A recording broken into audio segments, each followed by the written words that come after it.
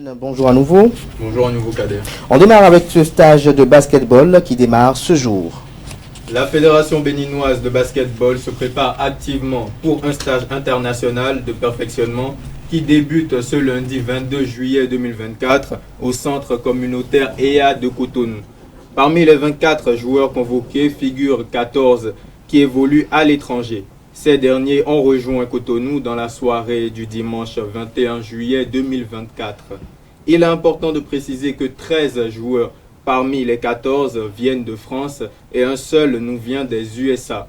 Il s'agit de Halil Barré, champion en titre du Atlantic 10 Tournament et probablement l'un des noms les plus importants de cette cuvée internationale qui dépose ses bagages à Cotonou.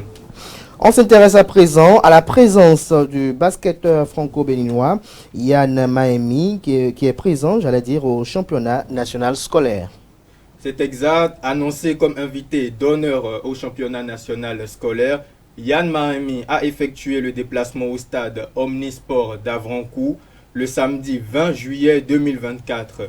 Le champion NBA 2011 a donné le coup d'envoi de la rencontre de basketball entre le CEG 1 Poubet et le CEG Tokpa Domé.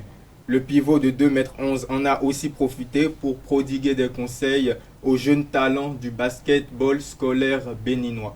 La demi-finale du championnat national scolaire se joueront ce lundi 22 juillet 2024. Ce lundi 22 juillet 2024, le public du stade Omnisport d'Avrancourt aura droit aux 4 demi-finales dans les 2 catégories masculines et féminines. Le matin, l'honneur sera fait aux filles à 8 h. Le CEG Kobli défiera le CEG Agbokou. Puis à 9h15, les filles du CEG Saint-Rita seront face à celles du CEG Roueto dans le département de l'Atlantique. Du côté des jeunes hommes, les matchs se dérouleront dans l'après-midi. Les garçons du CEG Materi seront face à ceux du CEG Zapata. Ce sera à partir de 15 h. La deuxième demi-finale aura lieu à 16h30 entre le CEG Otola et le CEG 1 Comé. CEG 1 Comé et Zakota. Merci à vous, Jordan Chaptet. On poursuit avec cette page des sports. La Confédération africaine de football est condamnée à verser 250 000 $ à l'artiste ghanéen Spiki.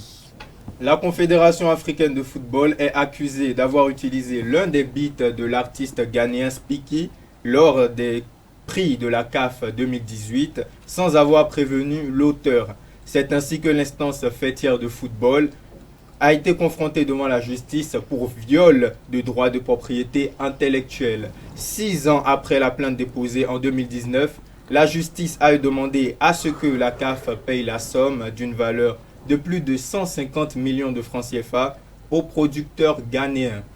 Fabien Falon prend sa retraite internationale. Et oui, le portier béninois a annoncé la fin de sa carrière le vendredi 19 juillet 2024. C'est à travers une vidéo postée sur Instagram que Fabien Farnol a annoncé sa retraite.